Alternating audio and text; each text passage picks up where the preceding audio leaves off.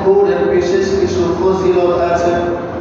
আল্লাহর নবী বিশ্ব নবী রাহমাতুল লিল আলামিন বলেন, ইন্নাহা লাতাতি ইয়াওমাল কিয়ামাতি বিকুরুনিহা ওয়া আশআরিহা ওয়া আসলাফিহা। আল্লাহর নবী বিশ্ব নবী রাহমাতুল লিল আলামিন বলেন, কিয়ামতের ময়দানে ওই কুরবানির জানোয়ারের শিং এবং খুরগুলো তার পক্ষ হইয়া আল্লাহর কাছে সাক্ষী হয়ে যাবে।